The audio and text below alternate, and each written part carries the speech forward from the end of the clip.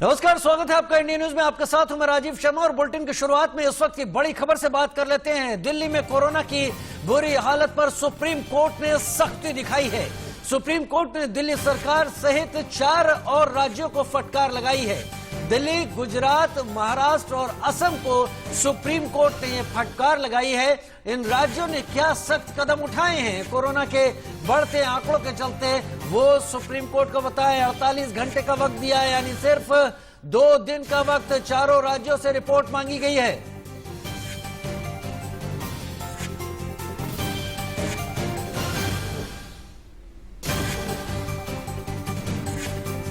Supreme court ने corona को लेकर 4 राज्यों को फटकार लगाई। दिल्ली, गुजरात, महाराष्ट्र और असम सरकार से रिपोर्ट मांगी गई है। 48 घंटे का वक्त दिया गया है। बढ़ रहे आंकड़ों को देखते हुए बुरी हालत में कोरोना एक बार फिर पहुंच रहा है, जहां पर कुछ वक्त पहले ही इसके कंट्रोल में आने के दावे किए जा रहे थे, लेकिन एक बार फिर कोरोना बेकाबू से बाहर होता हुआ दिख रहा है। कोरोना पर सुप्रीम कोर्ट ने आखिर कहा क्या है, यह भी हम आपको बताने जा रहे हैं। सुप्रीम कोर्ट ने क्या बातें कही है कोरोना को लेकर। 48 घंटों के अंदर चारों राज्यों से रिपोर्ट मांगी गई है कि ये चारों राज्य रिपोर्ट दें दिल्ली में। साथ ही कोरोना की बुरी हालत पर सुप्रीम कोर्ट सख्त हो गया है।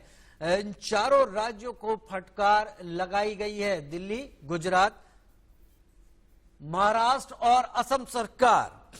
अरुण धंता हमारे साथ ज्यादा जानकारी के साथ इस वक्त दिल्ली के लाजपत नगर मार्केट से लाइव जुड़ रहे हैं।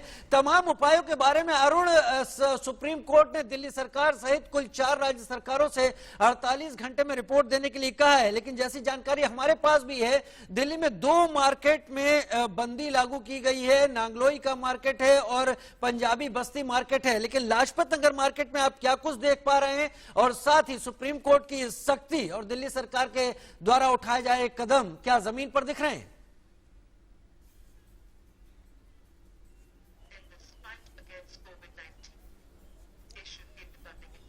देखिए, बहुत ज़रूरत भी थी राजीव, यहाँ पर देश के सर्वोच्च न्यायालय को कुछ इस तरह की बातें कहने का, जिस तरह से आज सुनवाई के दौरान सुप्रीम कोर्ट ने कहा कि ज़मीनी स्तर पे क्या जो आप लोग बता रहे हैं हमको, यहाँ पर जो वकील थे सरकार के, वो दिख रहा है या नहीं, और हम लोगों को नज़र नहीं आ रहा है।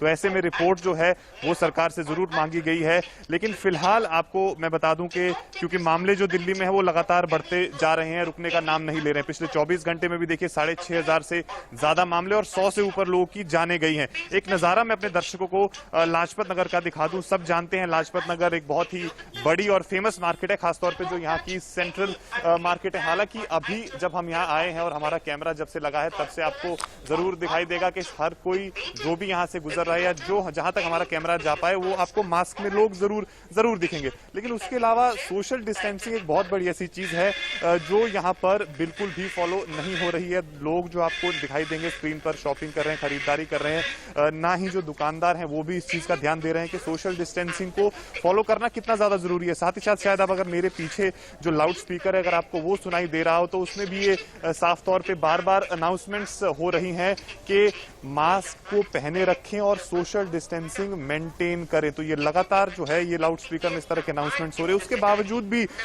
लोग जो है वो, जहां तक सोशल डिस्टेंसिंग की बात है, वो नहीं नजर आ रहा है कि लोग उसको फॉलो कर रहे हैं। हाँ, एक चीज जरूर है कि मास्क लोगों ने जरूर पहने हुए हैं। वो शायद एक कारण ये भी है कि हमारा कैमरा यहाँ पर इस समय ऑन है, वो लोग देख रहे हैं कि हम लोग। जी अरुण, आपने बहुत काम की बात यहाँ पर जोड़ी कि मास्क लोग पहन रहे हैं क्योंकि यहाँ पर हमारा कैमरा भी है। मैं यही आपसे जानना चाहता हूं, 500 से 2,000 रुपए जो फाइन किया गया है, क्या मास्क पहनने के पीछे डर ज्यादा जिम्मेदार है या लोगों को कोरोना का डर कहीं ज्यादा अब सताने लगा है?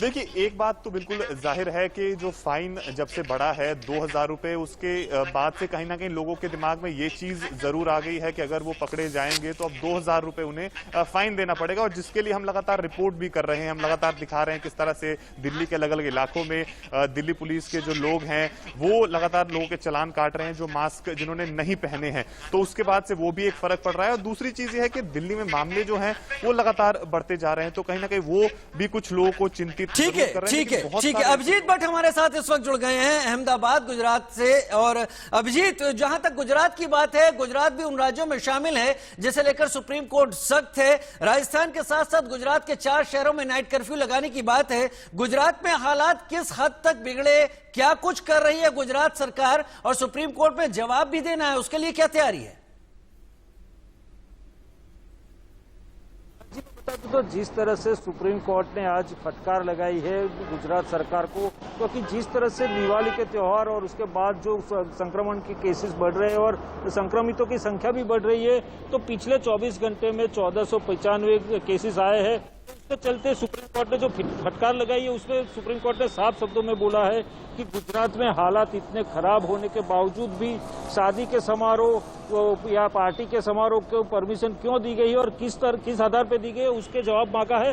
तो इसके जवाब के लिए आज शाम को 6 बजे मुख्यमंत्री विजय रूपाणी की अध्यक्षस्थान पे एक कोर कमेटी की बैठक होने वाली है, जिसमें किस तरह का जवाब दायर किया जाए उसके ऊपर चर्चा की जाएगी और लीगल एडवाइस लेके सुप्रीम कोर्ट में जवाब दिया जाएगा। लेकिन जिस तरह से कोरोना के केसेस बढ़ रहे हैं, रॉकेट की गति से गुजरात में बढ़ रहे हैं और खास करके अहमदाबाद में बढ़ रहे हैं, तो अहमदाबाद में पिछले 24 घंटों में 346 केस आए हैं। तो इसको चलते राज्य सरकार चिंतित है कि किस तरह से कोरोना के संक्रमण पे काबू पाया जाए। उसको लेके भी कोर कमेटी की बैठक हो रही है और लगातार नजर बनाए रखे हुए ताकि कोरोना के केसेस ज्यादा न बढ़े और कंट्रोल में आए। लेकिन जिस तरह से लोगों में लापरवाही देखने को मिली है, जिसके कारण ये केसेस बढ़े हैं। जी ठीक है अभिजीत भट्ट, लोगों में के अंदर लापरवाही है, लेकिन सरकारें भी जिम्मेदार हैं। सरकारों को भी यहां पर अब कड़ाई से कदम उठाने की नौबत आ गई है। आप दोनों हमारे साथ बने रहे, हम आपसे आगे भी आपके पास आएंगे। वहीं उत्तर प्रदेश की बात कर लेते हैं, जहां पर कोरोना के मामले बढ़े हुए हैं, लेकिन इस बीच सरकारों के बीच आरोप प्रत्यारोप भी तेज है। उत्तर प्रदेश के स्वास्थ्य मंत्री जय प्रताप सिंह ने कहा कि उत्तर प्रदेश में कोरोना रिकवरी रेट 94% पर पहुंच गया था, लेकिन दिल्ली सरकार की लापरवाही के कारण उत्तर प्रदेश में कोरोना के मामले एक बार फिर से बढ़ने लगे हैं। स्वास्थ्य मंत्री हैं, इनसे हम बातचीत करते हैं कि कोरोना को लेकर के हालात कैसे हैं, क्योंकि हर दिन बैठक हो रही है, हर दिन जांच का दायरा बढ़ रहा है। सर, उत्तर प्रदेश की हम बात करें तो जाहिर है कि बॉर्डर्स पे सख्ती आप लोगों की बढ़ी हुई है, और कल भी मुख्य सचिव का बयान मैंने देखा था कि कह रहे थे कि दिल्ली की वजह से कुछ परेशानियां हो रही हैं। तो किस तरह से है सर हालात, क्योंकि दिल्ली कितना ज्यादा चिंताजनक हो जा रहा है उत्तर प्रदेश के लिए? देखिए, दिल्ली हम लोग के लिए बहुत चिंताजनक है और मुझे लगता है कि अगर हम उसका पुराना दिल्ली का जो पहले का इस पिछले 8 महीने का हम हिसाब देखें, मैं उसको देख भी रहा था कि अप्रैल मई में एक पीआईएल के माध्यम से कुछ प्रश्न पूछा गया था, दिल्ली में कितने टेस्ट कराए गए थे। उस टेस्ट के दौरान उसी अप्रैल मई जून के अंदर उन्होंने जो जवाब दिया कि जितना प्रतिशत एंटीजन टेस्टिंग उनको करना था उतना प्रतिशत वो नहीं कर रहे थे, और काफी बड़ी आबादी, मैंने जब आंकड़ा देखेंगे तो काफी बड़ी आबादी उनकी उसमें छूट रहा था, जिसको हाईकोर्ट ने फिर दोबारा उनसे कहा कि आप इसको क्यों नहीं जांच कर रहे हैं, क्योंकि आपके आंकड़ा से साफ हो रहा है कि आप हर आदमी का टेस्टिंग नहीं कर रहे हैं। अगर एंटीजन टेस्टिंग में उनका ये मानना था कि 50%, 54% उसका पॉजिटिविटी आता है, हम उसको मान के चलेंगे, तो बाकी जो हमारा जो नेगेटिव वाले जो होते हैं जिनके अंदर सिम्टम है, उनको आपने आरटीपीसीआर नहीं कराया। और उसी अप्रैल मई जून से लेके अगर हम देखेंगे, तब से लेके ये जो लापरवाही हो रही है दिल्ली सरकार के द्वारा, आज उसका ये पूरा इतना भुगतना पड़ रहा है कि इकट्ठा होके इतने सारे लोग, क्योंकि जब आप उनको टेस्टिंग नहीं कर पा रहे हैं, वो आदमी इन्फेक्टेड होके समाज में घूम रहा है, वो अपने घर में जा रहा है, बाजार में जा रहा है, घूम रहा है, उसके माध्यम से और धीरे धीरे बढ़ते गया। और ये पूरा अप्रैल मई जून से लेके जो भी इनके फिगर्स आ रहे हैं पूरी तरह गलत है। ये अपने टेस्टिंग को भी हाइड कर रहे हैं और सही तरह से बता भी नहीं रहा। हाईकोर्ट ने भी इनको कई बार इंगित किया है, सुप्रीम कोर्ट भी आज कह रही है इनके खिलाफ कि भाई आप लोग ये टेस्टिंग सही नहीं है। हर दिशा से इन्होंने अपने पूरे सिस्टम को फेल कर दिया है। कोई प्रबंधन इनके यहाँ नहीं है, इनके यहाँ बेड्स की कोई कमी थी, इनके यहाँ टेस्टिंग नहीं ठीक से हो रही है। और तो इस प्रबंधन की वजह से आज ये जो एकदम से फूट गया है, सेकेंड फेज जिसको कह रहे हैं या थर्ड फेज हम समझते हैं कि इनके यहाँ दिल्ली में है, इस थर्ड फेज का जो पूरा फूटा है और जिस तरह से इतने लोग इन्फेक्ट होकर आ रहे हैं, वो सारे हमारे एनसीआर एरियाज में भी इन्फेक्ट हो रहे हैं।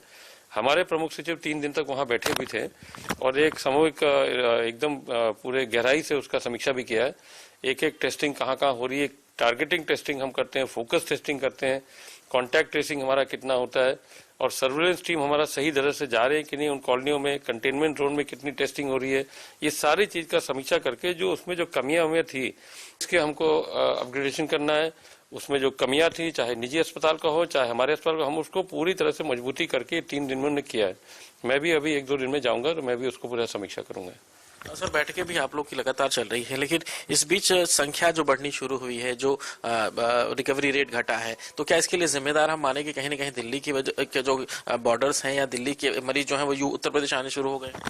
देखिए, हमारे 5 जनपद तो इफेक्ट हो ही गए हैं दिल्ली की वजह से, इसलिए हम उनको पूरी तरह जिम्मेदार मानते हैं, क्योंकि उन्हीं के यहाँ से जो आवागमन लोग दिल्ली से आते हैं काम करने के लिए, या हमारे नोएडा, मेरठ, गाजियाबाद से लोग जाते हैं उधर काम करने के लिए, आवास भी दोनों तरफ है।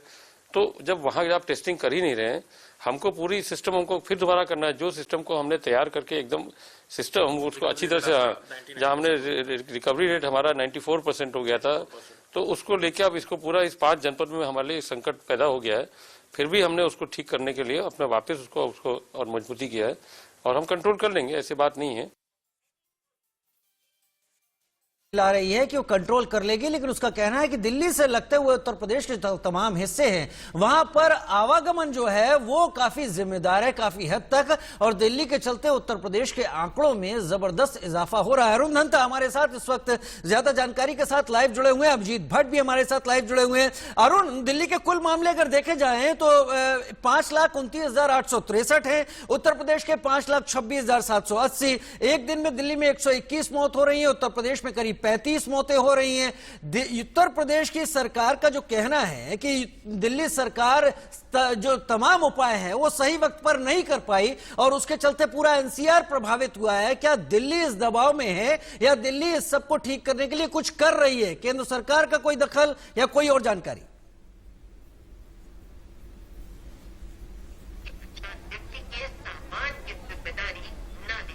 देखिए राजीव, एक चीज तो साफ है कि दिल्ली में केजरीवाल की सरकार है, आम आदमी पार्टी की सरकार है, तो आसपास में जितने भी राज्य हैं उनके सभी के निशाने पर जो है वो केजरीवाल हमेशा से रहते हैं। और एक बार फिर से भी हैं, जिस तरह आपने बात की आंकड़ों की, तो पिछले 3-4 हफ्तों की अगर हम बात करें तो जो एवरेज है वो 6-6.5 हजार से कम नहीं है। और पिछले 10 दिन को राजीव आप उठा लें तो आपको पता चलेगा कि 10 दिन में से 5 दिन ऐसे हैं जिसमें मरने वालों का जो आंकड़ा है वो 100 से ऊपर रहा है। तो ये बहुत बड़ी चिंता की बात जरूर है। और वही कारण आपने देखा होगा कि जो चाहे हरियाणा है, हरियाणा के बॉर्डर फरीदाबाद है, गुरुग्राम है या नोएडा है, उन्होंने जो है रैंडम टेस्टिंग शुरू कर दी है उन लोगों की जो दिल्ली से भी रैंडम टेस्टिंग शुरू कर दी है। बड़ी चिंता इस बात की हो गई है कि दिल्ली में जो मृत्यु दर है, जो मरने वालों का आंकड़ा है वो कहीं ज्यादा है, लिहाजा इसीलिए शायद उत्तर प्रदेश जिम्मेदार ठहरा रहा है। अभिजीत भट्ट भी हमारे साथ जुड़े हुए हैं। अभिजीत, गुजरात में 4 शहरों में नाइट कर्फ्यू लगाने की बात हो गई है, नाइट कर्फ्यू जारी हो गया है। क्या गुजरात एक लॉकडाउन के बारे में भी सोच रहा है?